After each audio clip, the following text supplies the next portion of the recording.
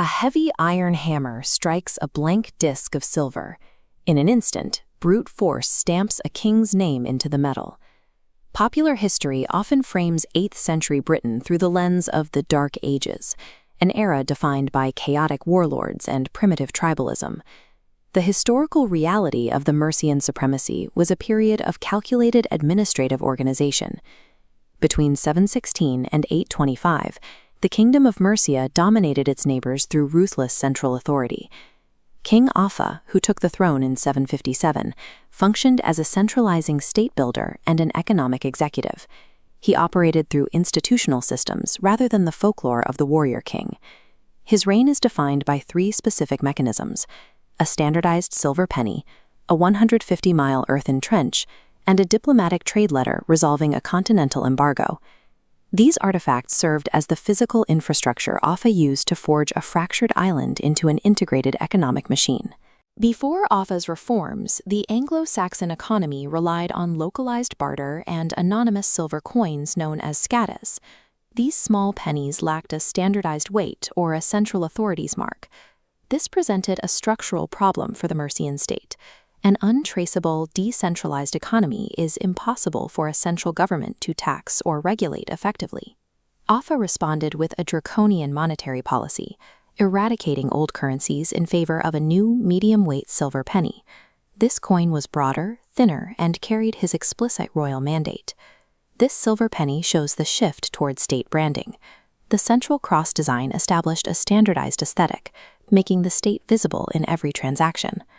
Offa also introduced extreme accountability by stamping the moneyer's name onto the silver, making the individual minter identifiable and liable. Standardizing the weight and design forced a state monopoly on the entire southeastern English market. Value was no longer determined by the weight of raw silver, but by the king's seal. Enforcing this monopoly required a campaign of violent market absorption. Offa systematically annexed the kingdoms of Kent, Sussex, and East Anglia to bring their trade hubs under Mercian control. He restructured these conquered territories using a corporate-style model. He eliminated local royal lines and replaced sub-kings, like the executed Ethelbert of East Anglia, with middle management aldermen who reported directly to the Mercian throne. Offa's penny functioned as a mechanism of ruthless economic lockdown, ensuring the state controlled the flow and definition of wealth. On the western frontier, Mercia faced the kingdoms of Wales. This border was secured not just with swords, but through a massive logistical effort. The project resulted in Offa's Dyke, an earthwork spanning between 64 and 150 miles across the varied terrain of the English-Welsh border. While often viewed as a defensive wall, the Dyke functioned as an active logistical apparatus for customs and surveillance.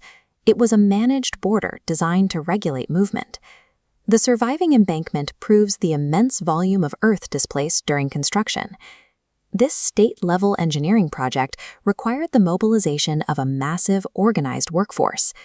This cross-section shows the boundary's precise engineering, 65 feet wide with an 8-foot bank.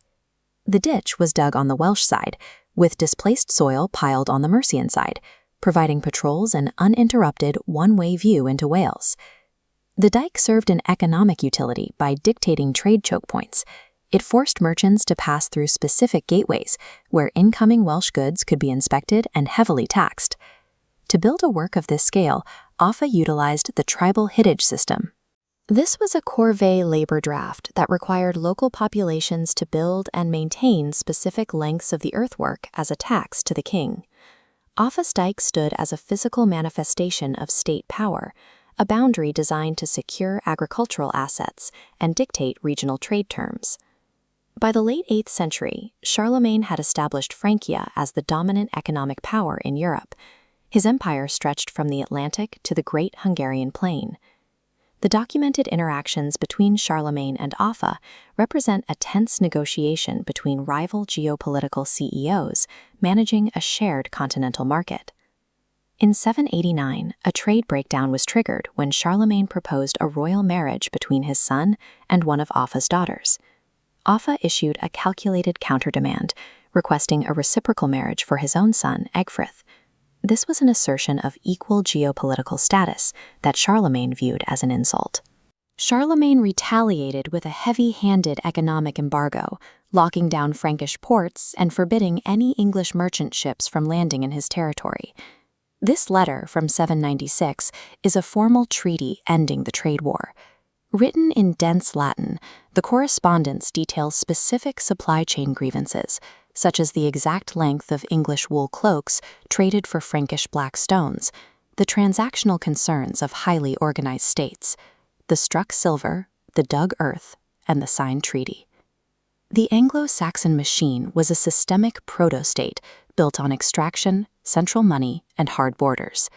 Offa's hyper-rational systems replaced regional tribalism with institutional bureaucracy, ensuring that state power was no longer dependent on the personality of a single leader.